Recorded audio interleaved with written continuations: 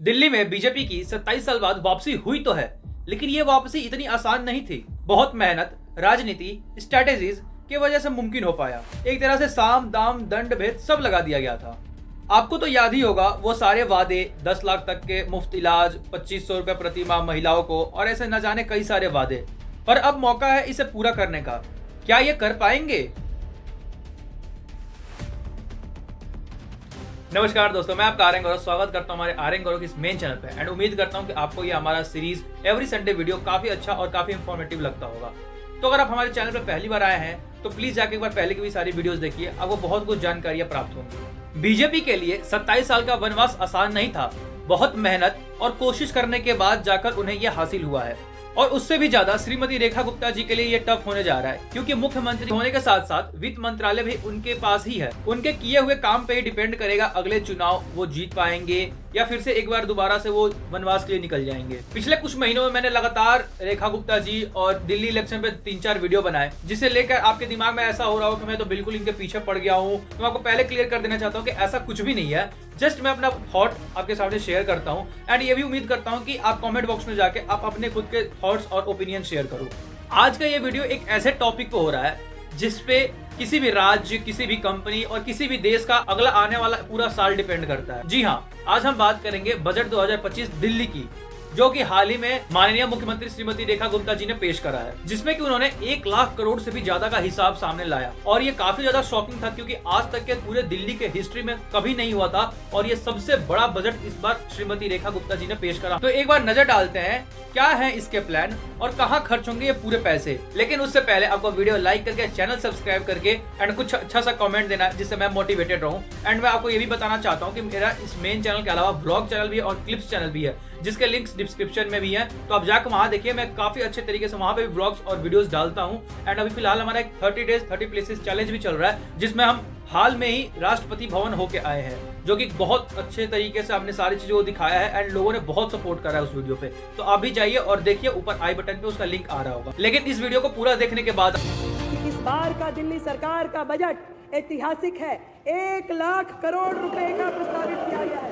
1 लाख करोड़ रुपए का बजट प्रस्तावित किया गया है। अपनी सरकार के पहले बजट को मुख्यमंत्री रेखा गुप्ता ने विकसित दिल्ली के बजट का नाम दिया। महिलाओं को 2500 रुपए महीने देने का जो वादा बीजेपी ने चुनाव के दौरान किया था, उसे बजट में जगह मिली है। इसके अलावा यमुना की सफाई, स्वास्थ्य और शिक्षा को लेकर भी कई अहम प्रावधान हैं। 2500 रुपए महीने वाली महिला समृद्धि योजना के लिए बजट में 5100 करोड़ रुपए रखे गए हैं। इसके अलावा मातृत्व वंदन योजना के लिए 210 करोड़ रुपए रखे गए हैं। इस योजना के तहत गर्भवती महिलाओं को 21,000 रुपए देने की बात है। यमुना को लेकर इस चुनाव में काफी राजनीति चली। अब उसकी सफाई के लिए 500 करोड़ का प्रावधान रखा गया है। सामाजिक कल्याण की योजनाओं के लिए 10,047 करोड़ की रकम रखी गई है। दिल्ली के बच्चों के लिए नए सीएम श्री और पीएम श्री स्कूल खुलेंगे। 100 सरकारी स्कूलों में लैंग्वेज लैब खोली जाएगी। बच्चों को स्कूलों में फ्री लैपटॉप भी मिलेगा। दिल्ली में पानी की समस्या से निजात के लिए पानी टैंकरों में लगेगा। दिल्ली के सीनियर सिटीजन को पेंटिंग ग्रांट मिलेगा। इसके लिए 20 करोड़ का आवंटन किया गया है। दिल्ली की कनेक्टिविटी को बेहतर बनाने के लिए 1000 करोड़ रुपए रखे गए हैं। दिल्ली को 5000 और इलेक्ट्रिक बसें मिलेंगी। दिल्ली मेट्रो के काम के लिए 929 करोड़ का बजट रखा गया है, और गिग कामगारों के लिए वेलफेयर बोर्ड बनाया जाए। देखना है अब 1 लाख करोड़ का ये बजट दिल्ली की सूरत और सीरत कितनी बदलता है। सफर अपना किसी तूफान के डर से रुकता नहीं। इरादा कर लिया तो फिर इरादा कर लिया हमने। तो ये पूरी क्लिप अभी तक देखने के बाद से आपको आइडिया तो लग गया होगा कि ये पूरे 1 लाख करोड़ से ज्यादा का जो बजट सामने आया है, ये कहां और किस रूप से खर्च होने जा रहा है। आतिशी जैन, जो कि हमारे दिल्ली की पूर्व मुख्यमंत्री है, उनका क्या राय है और वो क्या हमसे कह रही जो बजट अभी भारतीय जनता पार्टी की दिल्ली सरकार ने दिल्ली विधानसभा में रखा, इसको देख के ये समझ में आता है कि अक्सर मजाक में पार्टी को भारतीय जुमला पार्टी क्यों कहा जाता है। पहले तो बड़े बड़े जुमले मोदी जी करते थे कि 15 लाख लेके आएंगे, फिर थोड़े छोटे जुमले करने लगे कि दिल्ली की महिलाओं को 2500 रुपए देंगे।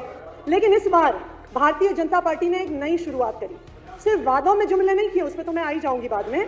इस बार पैसा कहाँ से आएगा बजट में, उस पर जुमलों की ऐतिहासिक शुरुआत दिल्ली में भारतीय जनता पार्टी की सरकार ने की है। टैक्स कहाँ से आएगा, राजस्व कहाँ से आएगा, उस पर झूठ और केवल झूठ। जब बजट से पिछले दिन इकोनॉमिक सर्वे प्रेजेंट नहीं हुआ, तो मैं भी सोच रही थी कि आखिर क्यों नहीं हुआ, इसका क्या कारण था।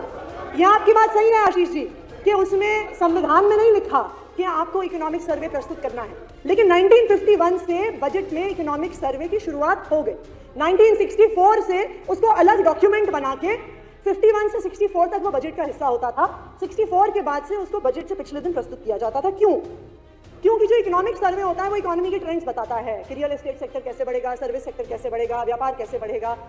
उसी के आधार पे एक जीडीपी ग्रोथ के प्रोजेक्शंस होते हैं। आप गवर्नमेंट ऑफ इंडिया का भी इकोनॉमिक सर्वे जो निर्मला सीतारमण जी ने रखा, वो जीडीपी ग्रोथ के 6.5% के प्रोजेक्शंस बता रहा है, और उसी के आधार पे कितना टैक्स आने वाले सालों में आएगा उस इकोनॉमिक ग्रोथ के प्रोजेक्शंस के आधार पर डिसाइड किया जाता है। तो जब इकोनॉमिक सर्वे नहीं आया तो मैं सोच रही थी उस दिन के क्यों नहीं आया, पर जिस दिन बजट के आंकड़े देखे कि कितना प्रोजेक्टेड टैक्स रेवेन्यू है 68,700 करोड़ का, तो मुझे समझ में आ गया कि इकोनॉमिक सर्वे इसलिए नहीं आया। इकोनॉमिक सर्वे आ गया होता तो ये कितना निराधार आंकड़ा है ये दिल्ली के सामने और पूरे देश के सामने आ जाता। जब प्रोजेक्टेड जीडीपी ग्रोथ पूरे देश का 6.5% है, ये कुछ नए ही प्रकार की इकोनॉमिक्स है कि आपका टैक्स 20% से ज्यादा रेट पे बढ़ जाएगा। तो ये नई प्रकार की अर्थव्यवस्था का गठन हो रहा है। अनुमान है कि जो आपने आंकड़े दिखाए हैं उसमें कम से कम 5,000 करोड़ कम तो आपका टैक्स कलेक्शन होगा। तो आपका बजट 1 लाख करोड़ से 95,000 करोड़ पे आएगा। दूसरी बात, स्मॉल सेविंग्स लोन। अब ये मैं आपको बता दूं, हो सकता है कई हमारे विधायक साथी नए भी हैं, पहली बार भी विधायक बने हैं। दिल्ली आपके बगल में वो पहली बार बने हैं ना, तो दिल्ली की अपनी सॉवरेन गारंटी नहीं होती है, तो दिल्ली लोन नहीं ले सकती है जैसे बाकी सारे राज्य लोन लेते हैं। दिल्ली सिर्फ एक लोन ले सकती है, नेशनल स्मॉल सेविंग फंड से। उसका आधार क्या होता है कि जैसे पोस्ट ऑफिस में पैसा डालता है, पीपीएफ में पैसा डालते हैं, जितना पैसा दिल्ली के लोगों ने उस स्मॉल सेविंग्स में डाला होता है उतना लोन दिल्ली की सरकार small NSSF loan, national small saving fund से ले सकती है। अब आपने 50% या 100%, दोनों ही हो सकता है, तो आपने उसका आंकड़ा दिखाया है कि 15,000 करोड़ हम नेशनल स्मॉल सेविंग फंड से लेंगे। तो अगर आप कह रहे हैं कि 50% ले सकते हैं तो 30,000 करोड़ कम से कम नेशनल स्मॉल सेविंग फंड में होने चाहिए। लेकिन अगर आप ये राज्यसभा में पंकज चौधरी जी जो minister of state for finance हैं, 2023 तक के आंकड़े उन्होंने प्रस्तुत किए थे साल भर पहले राज्यसभा में, तो उन्होंने बिल्कुल साफ कर दिया था कि स्मॉल सेविंग्स में जो पैसा जा रहा है वो लगातार घटता जा रहा है। दिल्ली में तो बहुत ही स्पीड से घट रहा है। दिल्ली में ये स्मॉल सेविंग्स फंड तकरीबन 10,000 करोड़ का होता था, 2020-21 तक 8,000 करोड़ पहुंच गया, 2023 के अंत तक ये मात्र 5,000 करोड़ रह गया। तो आप तकरीबन 2,500 करोड़ का, या हो सकता है 3,000 बहुत हो गया, तो 5,000 करोड़ का आप लोन ले सकते हैं। 15,000 करोड़ के लोन का आंकड़ा बिल्कुल फर्जी है। तो आपका बजट 95,000 करोड़ से 85,000 करोड़ पे आ गया। फिर कहा जी कि हम समन्वय से काम करेंगे, केंद्र सरकार पैसा देगी। मैंने सोचा बहुत अच्छी बात है, हो सकता है हमसे तो नहीं बनती थी तो हमें नहीं देते थे। इनफैक्ट हमें तो जो 951 करोड़ कागज पे भी मिलते थे वो भी पिछले 2 साल से आए नहीं थे, कागज पे आए थे पर हमारे पास आए नहीं थे। तो मैंने सोचा कि चलिए बहुत अच्छी बात है, हो सकता है कि जिस तरह से मोदी जी अपनी सरकार को बचाने के लिए बिहार की सरकार को में नीतीश जी को पैसा दे रहे हैं, आंध्र प्रदेश की सरकार में चंद्रबाबू नायडू जी को पैसा दे रहे हैं, हो सकता है कि दिल्ली में अब उनकी पार्टी की सरकार बनी है, दिल्ली में भी देंगे। तो मैंने आंकड़े निकाले, मैंने कल से मैंने सोचा अपने बजट के अलावा केंद्र सरकार का भी बजट निकाल के देखा जाए कि आखिरकार कितना पैसा कौन से हेड में दिया जा रहा है। तो बिहार के पैसे तो मिल गए कि 1,43,000 करोड़ बिहार को दिए जा रहे हैं। आंध्र प्रदेश के भी पैसे मिल गए कि तकरीबन 60,000 करोड़ आंध्र प्रदेश को दिए जा रहे हैं। पर दिल्ली के पैसे मिल ही नहीं रहे थे कि कहाँ गए ये 6,000 करोड़ 7,000 करोड़ जो आएंगे। तो हमने सोचा कि एक बार देख लेते हैं कि ये पैसे कहाँ हैं जो केंद्र सरकार से आने थे। तो आपके बजट, दिल्ली सरकार के बजट डॉक्यूमेंट में लिखा था कि 2 हेड में पैसे आएंगे। Grant from central roads and infrastructure fund, 1,000 crore रुपए केंद्र सरकार इस फंड से देगा दिल्ली की सड़कों के लिए। तो हमने उसके भी कागजात निकाले कि कितने पैसे आएंगे। अब मजे की बात यह है कि केंद्र सरकार के बजट के डिमांड नंबर 86 में schemes of states financed from central road and infrastructure fund, जिसे आप दिल्ली के लिए 1,000 करोड़ रुपए लाने वाले हैं, schemes of UTs financed from CRIF का टोटल कैपिटल बजट 396 करोड़ है। तो 396 करोड़ में से लद्दाख को, जम्मू कश्मीर को, पुडुचेरी को, सबको पैसा जाना है, दमन एंड दीव को जाना है, दादरा नगर हवेली को जाना है। उस 396 करोड़ में से भारतीय जनता पार्टी की सरकार 1,000 करोड़ लेके आएगी। आपने चमत्कार कर दिया। फिर आइए, आपने कहा फंड रिसीव फ्रॉम, हमें तो कागज पे पैसा मिलता था, इनको तो कागज पे भी नहीं मिल रहा। उसके बाद फिर आइए fund receive from GOI for capital projects. तो कल रात को मैंने ये डॉक्यूमेंट निकाला 2025-26 का demand for grant central government की। तो जब ये जो डिमांड कितने पैसा दिल्ली को आएगा, मैंने कहा कहाँ है जी ये 6,000 करोड़ जो कैपिटल वर्क्स के लिए आने वाले हैं।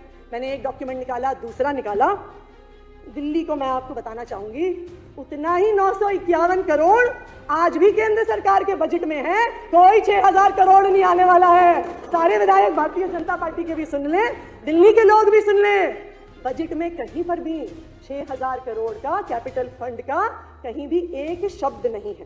तो अब अगर आप हिसाब किताब लगाएं, थोड़ी सी अगर हम मैथ्स कर लें, 1 लाख करोड़ में से 5000 करोड़ कम हुए टैक्स में, 10,000 करोड़ कम हुए NSSF लोन के, 7,000 करोड़ कम हुए जो गवर्नमेंट ऑफ इंडिया से आना था, आपका बजट हो गया है 78,000 करोड़। आप हम पे आरोप लगा रहे थे बजट हमने कम कर दिया, बजट तो हमारी सरकारों से आपने कम कर दिया।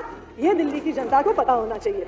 ना सिर्फ इतना, एक नई शुरुआत, अभी एक नई शुरुआत, अभी हमारे कई साथी यहाँ पे खासकर हरीश खुराना जी भी बात कर रहे थे कि जी फिस्कल डेफिसिट, आपको ये जान के खुशी होगी कि उसमें भी एक नई शुरुआत आपकी सरकार ने करी है। आतिश जी, सदन का समय आधा घंटा और बढ़ाने का प्रस्ताव है। बहुत बहुत धन्यवाद अध्यक्ष महोदय। बस दो या 3 मिनट में और लूंगी। तो बजट का actual size Bharatiya Janata party के विधायकों को भी पता होना चाहिए, दिल्ली वालों को भी पता होना चाहिए। 78,000 करोड़ है। 1 लाख करोड़ के गुब्बारे में से हवा निकाल लीजिए, वो आने वाले नहीं है। अब घाटे की बजट, फायदे की बजट, आप एक बार ये डॉक्यूमेंट निकाल, बजट एट अ ग्लांस। आपके ही डॉक्यूमेंट में लिखा हुआ है कि 25-26 में 13,702 करोड़ का फिस्कल डेफिसिट, दिल्ली के इतिहास में सबसे ज्यादा fiscal deficit Bharatiya Janata party की सरकार लाने की बात कर रही है। तो 2 चीज देख लीजिए, जुमले का बजट कि पैसा आने नहीं वाला, दूसरा फिस्कल डेफिसिट 13,000 करोड़ का फिस्कल डेफिसिट आपकी सरकार लाने वाली है। बाकी और 2-3 चीजों पे जो एक्सपेंडिचर की है उस पर ध्यान दिलाना चाहूंगी अध्यक्ष महोदय। दिल्ली इतना इन्फ्लेटेड बजट के बावजूद भी इंपॉर्टेंट हेल्थ फैसिलिटीज का बजट काटा जा रहा है।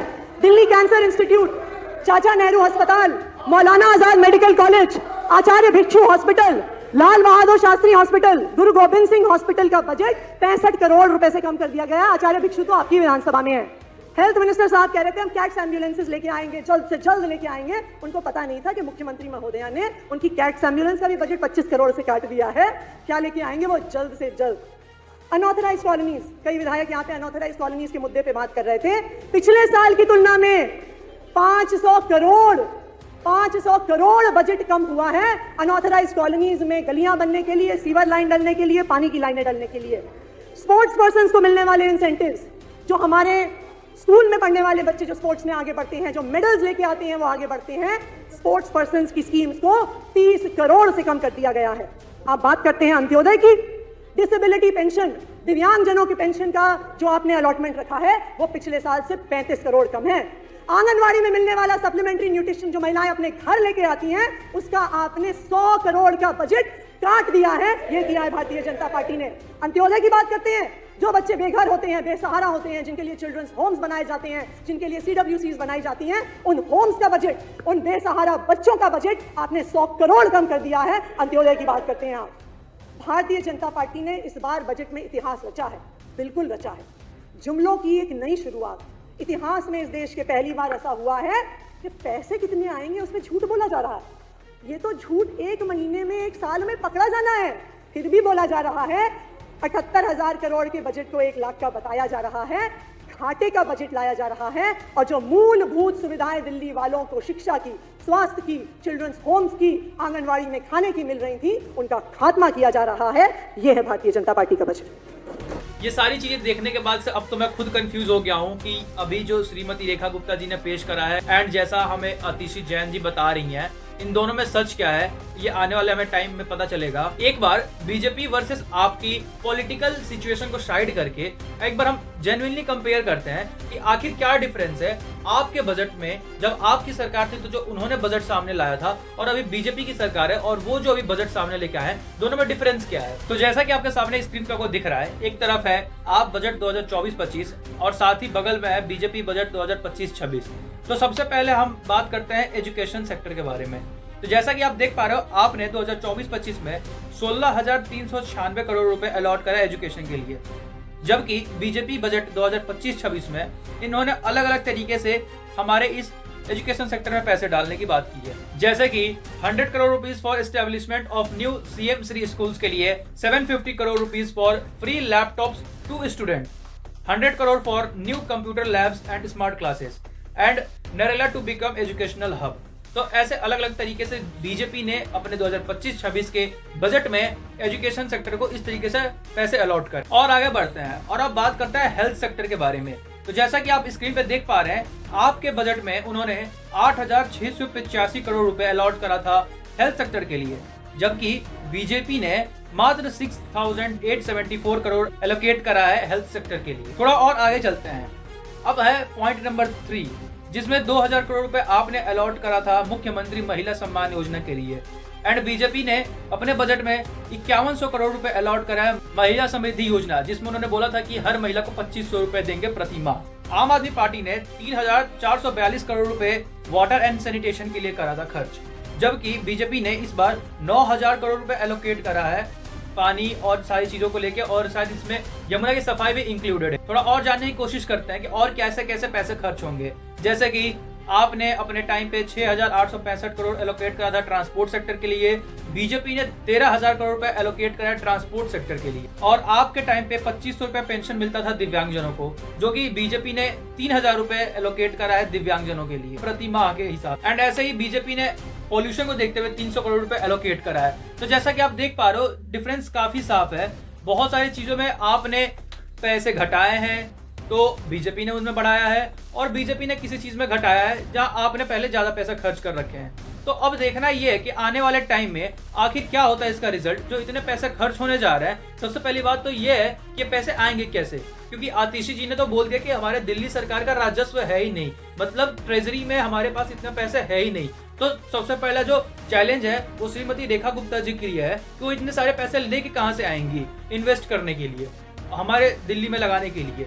एंड अगर वो पैसे आ भी जाते हैं तो कितने सक्सेसफुली तरीके से इम्प्लीमेंट किए जाते हैं, तो इसके लिए हमें थोड़ा सा वेट करना होगा, और आने वाले 6 से 8 महीने में हमें साफ इसका असर दिखेगा कि ये कितने अच्छे तरीके से इम्प्लीमेंट हुआ है, कितने अच्छे तरीके से एग्जीक्यूट हुआ है। एंड अगर आप वीडियो के हमारे इस पॉइंट तक आ चुके हैं तो मैं आपसे रिक्वेस्ट करता हूँ कि प्लीज आप वीडियो को लाइक करिए और सब्सक्राइब करिए, क्योंकि ये सारी डिटेल्स को काफी अच्छे लेवल पे जाकर रिसर्च करके और आपके सामने लाया जाता है, एक अच्छे तरीके से आपके सामने पेश किया जाता है। इसी के साथ मैं अपने इस वीडियो पे लगाता हूँ पूर्ण विराम, और मैं आपसे मिलता हूँ बहुत ही जल्द अगले संडे एक और नए तड़कते भड़कते टॉपिक के साथ। तब तक के लिए आप वीडियो को लाइक करके और चैनल को सब्सक्राइब कर दीजिए प्लीज। एंड इसके बाद से आप जाकर ब्लॉग चैनल विजिट करिए, जहाँ पे हमारा बहुत ही अच्छे तरीके से 30 डेज 30 प्लेसेस चैलेंज चल रहा है, जिसमें हम दिल्ली के अलग अलग लोकेशंस पे जा रहे हैं, और अगले 30 दिन तक हम अलग अलग 30 जगह पे जाएंगे और वहाँ के ब्लॉग्स आ रहे हैं, मतलब वो ऑलरेडी स्टार्ट हो चुका है, जिसमें कि हम हाल में ही राष्ट्रपति भवन गए थे।